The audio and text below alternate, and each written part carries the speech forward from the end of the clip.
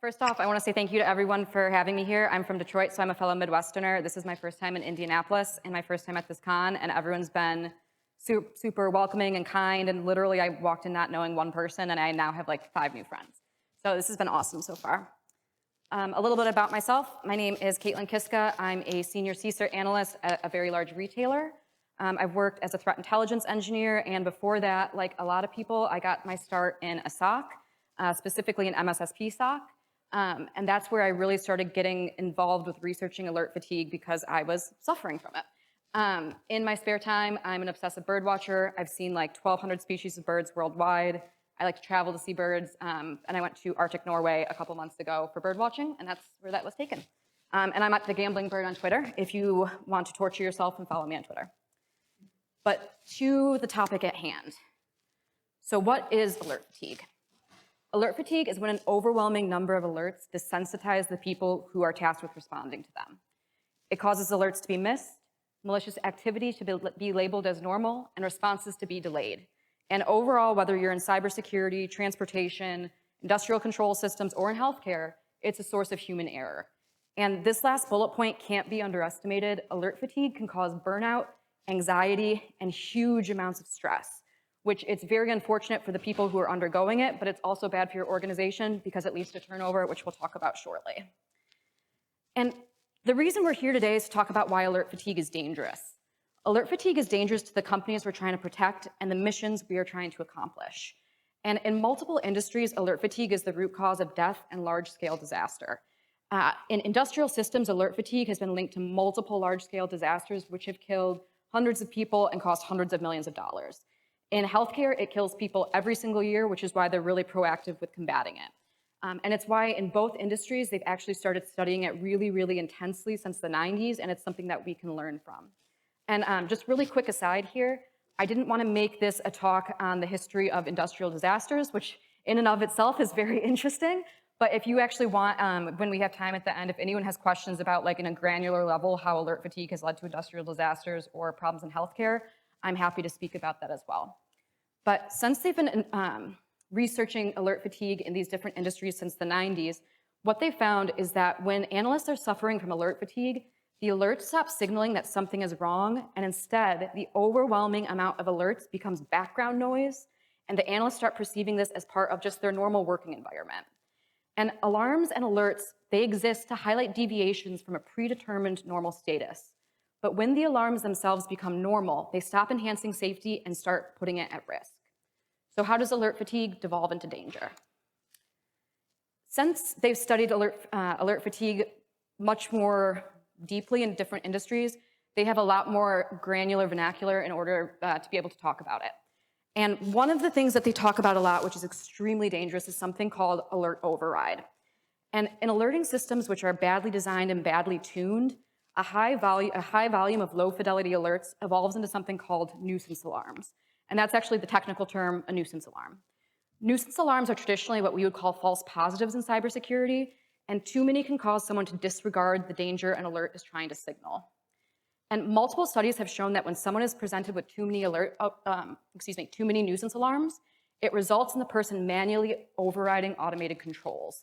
And in cybersecurity, we don't have a ton of automated controls right now. So how it actually ends up manifesting itself in SOCs or on IR teams is people will disregard the alert at all. Either they won't investigate it or they won't really take it seriously. And one of the root causes of alert override is that due to an overwhelming amount of false positives, the analyst basically loses trust in the system that's set up to assist them.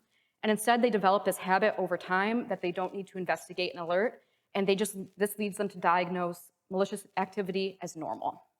And again, it's this lack of trust in the system and this habitual disregarding of an alert over and over and over again that causes the analyst to make a mistake and disregard the danger an alert is trying to signal. And at its core, that's what we are here to talk about today. We're trying to talk about engineering systems where people make less mistakes. And we have to remember that no matter what industry we're in, alert fatigue is a source of human error. We can't change the human condition that humans will occasionally make mistakes, but we can change the conditions under which people work and ensure they're working in environments where they make less mistakes. And in the second half of our talk, we're going to share some lessons from other industries that can help us design processes and programs which are geared towards people making less mistakes. But first, we're going to look at 2 more granular ways that alert fatigue helps programs devolve into dangerous situations. One of these is something called an alert flood. An alert flood is when analysts receive such a high volume of alerts at one time, they cannot reasonably prioritize, detect, diagnose, or respond to what's going on. And other industries see alert floods as so dangerous that in transportation and in industrial control systems, they set a hard cap at the amount of alerts one person can look at one time, because they realize there's no possible way if someone gets 100 alerts, they can diagnose, detect, and respond in an efficient manner with what's going on. And we don't have the luxury of doing this in cybersecurity. Try to tell a SOC manager that we have to set a hard cap of alerts that someone can look at, they'll laugh at you. But this is something that, again, is extremely dangerous in multiple industries and they take very seriously. And just kind of like a little example I want to give here, because the other problem with alert floods is they cause the analysts to be distracted by from their initial task. And I want you to imagine that you are doing time-sensitive, detail-oriented work, which most work in cybersecurity is. Now, does anyone here have a chat in their phone besides me? Please raise your hand if so, that you've had to mute, like with family members or something with Slack, something like that. I want you to imagine that you're doing time-sensitive, detail-oriented work. I take your phone, I turn on an alert for every email, every text, everything in your entire phone, your fantasy football team, every time someone scores a point. And I put it in your pocket and I say, get to work. And you have to actually look at every single one of the alerts while you're doing detail-oriented, time-sensitive work. We can all see how this could cause a problem and you're not going to be working your best. But so every time, again, there's an alert flood, you're inhibiting the ability of analysts to diagnose any malicious behavior that's going on at the same time. And these need to be avoided at all costs. We're going to talk about some very granular ways for how to do that later on. Now, both these situations, nuisance alarms and alert floods, they're stressful. And alert fatigue is also dangerous because, as we will see shortly, it contributes to a painful working environment in the SOC. This exacerbates turnover, which is a problem in our industry as a whole. But I think we all know too, it's kind of commonly understood, SOC work and IR work is hard. It's stressful. We have a huge turnover problem, specifically in SOCs and IR, because we all know it's stressful. And the Ponemon Institute in my home state of Michigan, they went a little bit into why this actually is. The Ponemon Institute asked 15,000, which is a lot of people, a lot of different SOC analysts, what makes working in a SOC painful? And 40% on a scale of 1 to 10 said that working in a SOC is so painful they rate it a 9 out of 10. That's crazy. So 72% total rated the pain of working in a SOC at 7 or higher. And I think we can all see how this could cause a turnover situation. No one wants to work somewhere that they find painful. High turnover is something that's called a latent condition. That's an underlying condition that heavily influences systems and process failures. And we all kind of know how this goes, right? So people leave, knowledge transfer is hard or non-existent, doesn't happen a lot of times. Institutional knowledge is lost. Also, you have to train up these new people. That takes time, that takes money. We can see how all of this can help contribute to a system or a process failure. And in the Ponemon study, they really dove deep into what makes working in a SOC painful. And if we look at some of these statistics, we can see that it's a lot of what we talked about earlier with alert fatigue and nuisance alarms, things of that nature. 70% of people who work in a SOC out of 15,000 said they have information overload problems. And this leads again to pain in the SOC. 61% say they have too many alerts to chase. Think back to alert floods, nuisance alarms. And 61% say working in a SOC is painful because, again, they have this latent condition of turnover and they have the inability to recruit and retain expert personnel. And this is why alert fatigue is classified in multiple industries as something that's called a technical hazard. And that's what we really want to focus on today. So if there's one thing that you're going to take from this, it's that conversations around alert fatigue need to be reframed in terms of safety. We need to be able to discuss that badly designed alerts can turn into a technical hazard that can cause us to have a process failure. Alert fatigue has been classified as a dangerous root cause of mistakes in multiple industries. And in cybersecurity, we must acknowledge that it jeopardizes our mission as well. It must be emphasized that an abundance of alerts that can't be triaged in a timely fashion, or alerts that are not maintained, they are dangerous for your organization you are trying to protect, and they can jeopardize your mission. So due to this, we need to design systems where analysts are set up to succeed and aren't suffering from alert fatigue. So how do we do this? We're going to look at, again, different industries where they've been studying this since the 90s and hopefully learn from them. All right, so one of my favorite places to learn about how to design better alerts is industrial process control systems. If you look at this up here, this is a wonderful infographic about how you design ideal alerting and industrial process control systems. We're going to see it's really, really similar to what we're actually trying to achieve in cybersecurity. So in industrial controls, what they're trying to do, let me have a sip of coffee before I go into this, is design alerts that allow an analyst to detect, diagnose, and respond, and implement some sort of containment measure. Here they say react, if you look, before a hazardous event occurs. And this is obviously extremely similar to our incident response life cycle and what we're trying to do.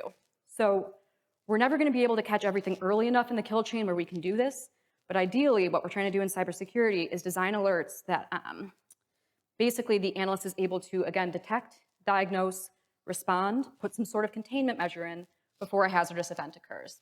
And in industrial control systems, the hazardous event is an explosion or something of that nature. But in cybersecurity, we're trying to have our analysts do all of this before our hazardous event, which is encryption, someone installing a backdoor, someone sending out a BEC payment before that hazardous event occurs. And again, we're just today talking about how we can design systems that allow this to happen. The best way to learn from this is something called the ISA Alarm Management Protocol, which came out in the 90s, actually, as the product of a bunch of industrial disasters that had alert fatigue at their core that killed people. And one of the things that I want to focus on here is specifically, you see, underline in bold, management.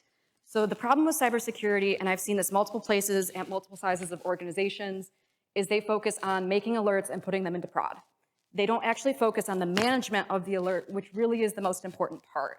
So yes, it's great that you made an alert, but if you're not measuring how successful it is, you're not auditing it, you're not tuning it, it's not really worth very much at the end of the day. And that's where we need to learn from other industries, is this management piece of our alerts and how to make them more successful. So what we're going to talk about in the next slide is a little bit about the philosophy, but then the rest of the talk basically focuses on the auditing. So how are we going to audit our alerts to make sure they're good? What kind of language do we use, and how are we actually going to measure success? So again, we want to focus on the actual philosophy. The philosophy is where you lay out what you're actually going to alert on. So are you doing in-house alert development? Are you mixing in vendor alerts? Are you just using vendor alerts? But also specifically how things are going to be tuned, how they're going to be audited, and how you're going to define success. You should have a complete framework for this, and again, not just focus on making the alerts themselves or turning things on. There's really important pieces that come out of this that sometimes people overlook that can definitely be extremely dangerous. So sometimes people will figure out the tuning, but then one of the things a lot of people miss too, that if you don't do this in your organization, you really should start doing it right away, is auditing exclusion lists. And that's like messy work, it's time-consuming work, but it can save you a big disaster down the line. And again, you need to actually agree on all these things beforehand. And if you don't actually start agreeing on them soon, I've seen really messy arguments about who actually is going to own these different processes and procedures. So it's something that you really should look into. But one of the things that I wanted to highlight is that even if you're not like gigantic and you can't implement this at your organization, like most of us, let's be honest, like people are working with shoestring teams sometimes of less than 10 people, you've got 2, 3 people. You're not going to be able to implement this in your organization. But the important piece is that you're constantly auditing in the background and this constant cycle of seeing if the alerts are successful, if they're useful, or going on. So we're going to discuss how you actually want to do that. The first thing you want to do is make sure that the right people are in the conversation. When you're determining who is going to tune, how often, and who is actually going to be auditing, you need to make sure that the people who are working the alerts on the front line are roped in. And this is where a lot of people make a huge mistake. So if you're I work for an extremely large retailer, we have our own content engineering team. Sometimes there's not a good feedback loop between the content engineering team and mine. Sometimes, again, I worked in an MSSP SOC, you'll have the clients who are making alerts, turning on alerts, and they're not engaging the people in the SOC who are actually working them. You have to engage the right people in order for things to be effective. And this is something in other industries that they really hit the nail on the head, hit the nail on the head multiple times. So alerts must be configured, valuable, and usable for the people using them. They don't need to be usable for the people who design them. They need to, or the people in leadership. They need to be usable for the people who work them. And in industrial systems, they say that the alarm is a tool that's used by the operator and must meet the operator's specifications to function correctly. Again, so it's the person who's working those alerts day in, day out. And in healthcare, one of the ways that they do this is clinician assessments. At Vanderbilt, for example, they poll everyone, the clinicians, the people who work the alerts day in, day out. And then if the results about an alert are unsatisfactory, it goes to a secondary committee for tuning. What they ask, is it effective? This next piece is very important. It's one of my favorite parts of this whole presentation, actually. Did it result in a meaningful action? And then is the operator satisfied with the alert? And this whole idea of meaningful action is incredibly important, and it's a great way to measure, actually. All right, so right now in cybersecurity, on Twitter, there's a bunch of really gross debates about true positive and false positive, and what's the definition of true positive and false positive, and blah, blah, blah, blah, blah. And this is an important debate, and it's become more important because anyone who works in SOC or IR, we know it's best practice to have some sort of threshold, right? So like, if an alert has an 85% or 90% false positive rate, we should tune. This is becoming more in vogue, and it's best practice. What we want to do instead, though, it's important to look at things as true positives and false positives. We actually want to look at if an alert can result in a meaningful action, and that's what they do in multiple different industries. So in industrial control systems, they actually call it a primary action, which involves someone explicitly doing something that affects the process. In cybersecurity, putting in some sort of containment mechanism. They also advise people to get rid of any kind of alerts that only result in a secondary action. In cybersecurity, this would be the same thing as an industrial control system. So an alert goes off and all you have to do is call someone or email someone or something like that. Get rid of those. Just send them directly to the person who should be getting them anyways. It's an easy way to reduce alert volume and also just to speed up your process in general. And I wanted to kind of focus on this in general, again, because I think it's very important, is making sure that we're getting rid of alerts that only result in secondary actions, and we're focusing on primary actions. So again, if you have an alert that only tells you once it goes off, call someone, email someone, talk to this person, get rid of that. The other thing too, if you ever have worked in a SOC or IR, if someone tries to turn on an alert that won't have a containment action, and they look at you and you're like, well, what do you want me to do with this if it fires? And they go, well, we want you to look into it. If they can't tell you what the fuck, oh, I'm sorry, there's a child. If they can't tell you what look into this actually means, it's not something you should be alerting on. We really want to be looking again at alerts that have a primary action, so that result in, do you have to network contain a asset? Do you have to network contain multiple assets? Hopefully not. Do you have to remove emails? And then we can actually use that as a measurement standard for what a good alert is does it actually result in a primary action a large portion of the time? And this is important because we really, really need to address volume, and so we need to look at what those high value alerts are and make sure we get rid of anything that's not a high value alert. And one of the things too is that we need to work with what's real, not the ideal, and ask ourselves what we can actually alert on with our current staffing levels. People are a luxury, and likely you do not have the luxury of letting your people investigate block traffic or anything that doesn't end in a primary action. And you need to know that if you actually do want to have a large amount of alerts that have secondary actions or things that no one does, you're risking giving your analysts alert fatigue, and they will leave, and that will cost you money. Ooh, I'm doing really good on time. So one thing I just kind of want to divert onto really quick is speaking of volume and things like that. So again, and having this kind of realistic conversation with your analysts, please, before you turn things on, talk with your SOC or your IR team and ask if they have the bandwidth to actually work them. And, oh, do you have a question or you just, yes? Yeah, we're good, yeah.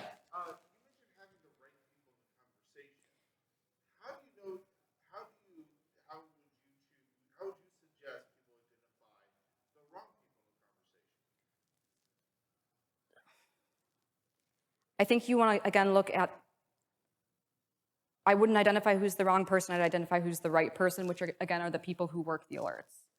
So, and then it depends on each organization, again, whether you have a content engineering team or whether you're doing it yourself, but it needs to be a conversation between management and the people who are working the alerts. So it's more of a by default fewer people in the room, correct? And then you add people as you identify their. That would be, I think that could work, yes. It depends on the org though. Yes, please.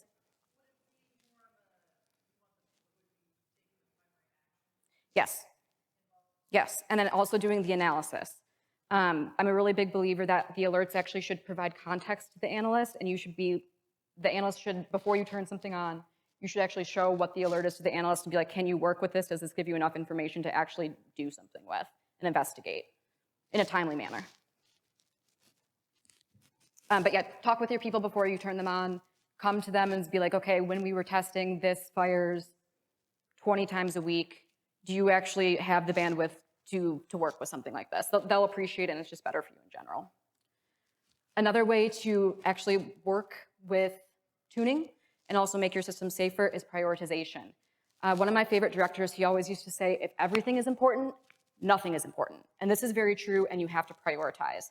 Analysts need to be given very clear guidance on prioritization, and this helps not just with tuning, but also if someone's receiving an alert flood, that way they can actually figure out what are the things that I need to focus on and what is a cascading event that maybe I can leave at the wayside for the moment. In aviation, they use, for example, warning, watch, and advisory. And you can kind of see where I'm going with this from a tuning perspective. You can maybe start, if you have problems with volume, which most places do, you can start tuning out the advisory alerts, things like that. One of the big arguments I hear against this is a lot of people are very leery to give any kind of low prioritization to stuff because what they think is going to happen is the analyst is going to look at it and they're going to disregard it. My argument against that is that if you are not actually giving your analysts prioritization, they're just going to make up their own, and it's not going to address things how you want it to be. You don't want things to be ad hoc and people just making up their own prioritization model. So in sum, we're trying to reduce alert volume, which keeps our team safer, which keeps our people happier, and hopefully makes them stay longer. And a few key ways we want to do this. I didn't have a slide on this because it's so remedial. I didn't think it needed one, but this cannot be underestimated. Remove all duplicate alerts. It is very remedial. Your people should not be getting duplicate alerts, but a lot of different different platforms send them accidentally, and this needs to be engineered out. Also, like a really kind of low-hanging fruit example is if you are alerting on like a fish campaign, don't alert on every single email, create an individual alert, find a way to kind of bundle them together. But we also want to ensure alerts hold value and are not overridden often. Again, that's by looking at what results in a meaningful or primary action, and also our people are happy with. And we also want to reduce advisory alerts or any alert that is considered low priority. The other thing too, I'm going to touch on this, and don't throw fruit at me if you also hate risk-based alerting. I just call it alerting. But a really good way to actually reduce volume and make your analysts have a better picture is risk-based alerting, which again is a buzzword. But this is where we're designing alerts that focus on abnormal situations instead of just an abnormal variable. We want to group this activity together better so users can gain context in a more effective manner. And it also reduces volume, right? So like if you have a host that has 9 alerts on it, you don't want them to come in individually. Ideally, you'd like this to be grouped into a case, which you give to your analyst. And I do realize that there is like a technical barrier to doing this sometimes. Like some people don't have the system for this. But the idea is that even if you can't implement this now, that you have it on the horizon and you're moving towards it. This gentleman and I, over a beer yesterday, had a very good conversation about risk-based alerting, actually. As we bring this home, and I have like I had a lot of coffee today. I have a lot of time for questions. And as my father said, no one ever got shot for going too short, so this is good. So with program management, one of the things I wanted to hit on as well is metrics development. So not just are we measuring what we're turning on and putting into prod, but is something meaningful. And we can actually measure whether or not our alerts have resulted in a meaningful action more often than not, and then we can tune based on that. And we also, again, want to create thresholds for tuning, even if you're just going to use true positive or false positive, create thresholds for tuning and adhere to that. One of the things I think is really important too, the less people you have, the more important it is that you're measuring. Because if you only have 4 people and you're doing like a round robin of who's working the alerts, you really don't have time to waste. And so you need to set up this kind of metrics and measurement that's going on in the background. And even if you just meet every couple of months and say, this is what's working, this is what's not, this is what we're going to turn off, it's important this is always going on in the background. And another thing that I've seen programs do, which is a problem, is again, they're just measuring things that they turn on and put into prod. Tuning takes time. Tuning takes a lot of time. Measure how much you're tuning, how long it's taking, use that as a metric for success for your team, and also measure if you're turning things off or other pieces of alert management that reduce alert rot. Alert rot is when you have old things just kicking around that, like, I think everyone's kind of seen this before. You're like, this hasn't fired in 6 years, but it's still there. And like, you're like, I don't even know what I'd do with this if it fired. If you have things like that, don't have them on, to be honest with you, because you really should be managing things. And unless you can't manage a whole bunch of things that are inactive and you don't know what they're doing. This is also really, really important for out-of-the-box vendor alerts. A lot of people don't measure out-of-the-box vendor alerts, and we all know this, there's some junk crap out there. Like, you really need to be holding your vendors accountable and measuring whether their alerts are good or not, bringing it to your TAM, bringing it to your customer success manager, holding them accountable, and also turning things off as well. One of the things too, if anyone has an internal like content creation team, a very powerful metric is, as we talked about earlier, perception of effectiveness of alerts. If you actually can say, when I came in, there was this many analysts thought the alerts were ineffective, yada, yada, yada. I moved the needle and made people perceive the alerts were, more effective by 30%. That's a powerful statistic. It's a good thing that you can be able to tell people. And this is the last thing I want to get into that I think is really important. So in cybersecurity, we all are familiar with the idea of root cause analysis, right? It's basically the initial infection vector, how the person got in, et cetera, et cetera. And we've all kind of seen incidents where what happens is someone somewhere along the way missed an alert or didn't analyze it properly or something of that nature. In healthcare and industrial control systems, when they have an incident or a critical incident, and they do their root cause analysis, there's actually a very explicit guidance that you should not blame the analyst who missed the alert or who made the improper action. And instead, what you actually want to do is look at your program as a whole and see how it's designed, and ask yourself if you've made a program where people are prone to making mistakes. So again, was it because the alert volume was so high, the person actually couldn't figure out how to prioritize or figure out what they were doing? Have you actually created an environment where people are literally tired, where you're making people work 12-hour shifts, 4 days a week, and they are literally tired? You need to ask yourself, again, have I made this kind of system where people can make mistakes all the time, and we're using the root cause analysis to design a safer system? And again, that's what we're trying to do today. And just take this with you. Again, you're never going to be able to change the fact that people will occasionally make mistakes, but you actually can help design a program and a process where people make less mistakes, and it makes our organization safer overall. So that being said, my dad would be proud. I went very short. Does anyone have questions, comments, anything? Yeah, please. Yeah. Yeah.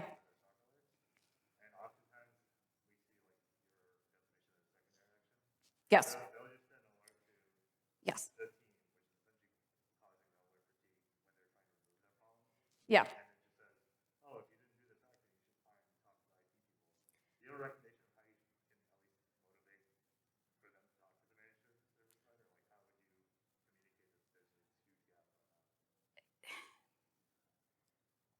It would depend who you're talking to, but if you're talking to management, I would talk about terms of waste.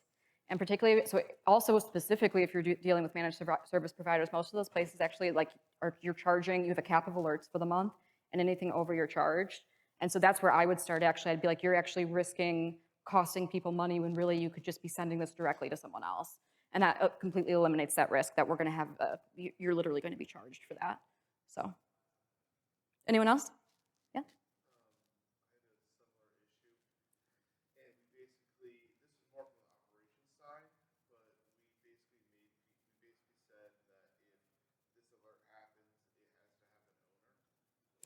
Yes. and that person had to answer for that alert being there and any costs associated with it. I like that, and also too, so when I was in threat intel, I designed some alerts for our IR team, and I would work them myself before I gave them to people, and then I knew, like, I was like, listen, this is coming out, it's gonna be turned on. If you have any questions, get on the phone with me, and I'll literally work the alert with you. And some places it's just too big where they can't do stuff like that, but I agree with you, everything should have an owner, and everyone should be able to, I think actually this is a little more radical. I think everyone should be able to work any sort of alert that they turn on for someone else, so. Anyone else? And then I'll let you go.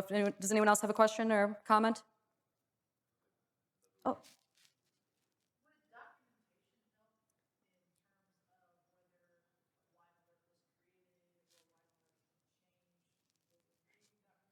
Yeah, you have to document everything. So like when I make alerts, one of the first things that I do is at the top I always put objective. So I'm like, what is the alert actually trying to accomplish? But then yeah, you have to manage the change management process with how often things are tuned and why they were tuned. And that's important too, particularly because as you add exclusions as well, those need to be audited, particularly over time. So you have to document all of your all the times it was tuned and what the reason was. So, and then essentially what I'm asking people to do and what they do in other industries is you go through, even if it's every 6 months, and say, let's look at this, let's look at the exclusions that were added, does it still make sense? Does the alert still make sense, et cetera? So, sure.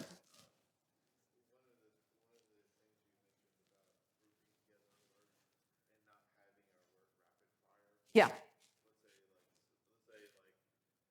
An issue occurs, the same issue occurs like 15 times in the next 3 seconds. Yeah. You don't want 30 different alerts. There's in Splunk, it's actually called thresholding. Yes. And just for anyone who's dealing with Splunk, it's a good term to know. And in Splunk, you can also do a search for alerts that exist and have never fired. Yes. It's one of my favorite things to have up there. And then the absolute last thing is just because it matches the spirit of your debate.